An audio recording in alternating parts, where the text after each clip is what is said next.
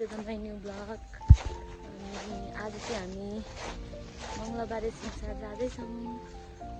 एकदम शीतल छ, त्यही भएर देख्न सक्नुहुन्छ यता चाहिँ। अहिले चाहिँ हामीले मङ्गलबारे गाडी पनि गरिसक्यौँ, गरेका छौँ।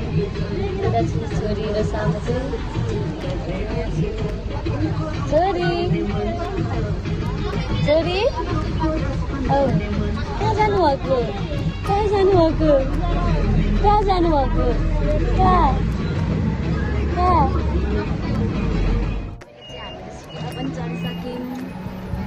हामी अहिले बसहाट जाँदैछौँ। बसहाटदेखि हामी अहिले सिमसार आइपुगेर पनि टिकट काटेर पनि भित्र छिरिसकेको छौँ। अनि यहाँनिर चाहिँ वरिपरि यस्तो छ, खेल्ने ठाउँहरू छ।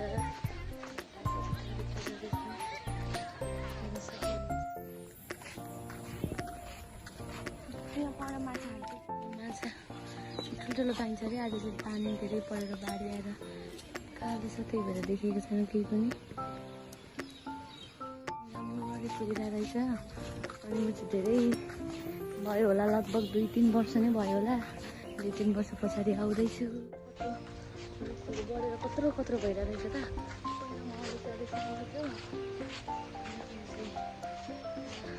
अहिले चाहिँ एकदम धेरै शीतल छ, पानी परिरहेको छ, त्यही भएर सनस्क्रिन पनि आएको फाइदा भयो। अनि हामीले सनस्क्रिन किनेर आएको थियौँ आजै, त्यसको पनि कुनै भएन, मतलब नै भएन।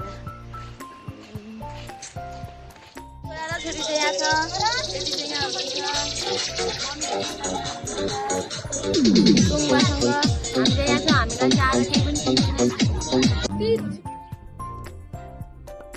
यहाँनिर माछा हेर्नु सक्नुहुन्छ। यत्रो माछा मार्नु भएको अरे।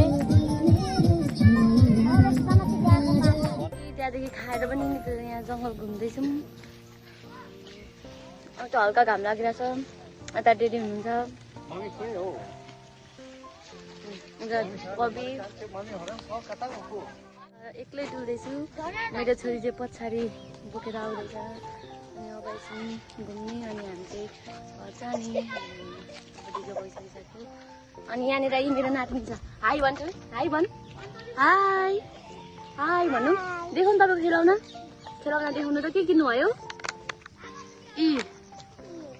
नातिनीको खेलाउना। कसले किनिदिनु भएको? कसले किनिदिनु भएको? बोजूले। म को हो? म के पर्छु?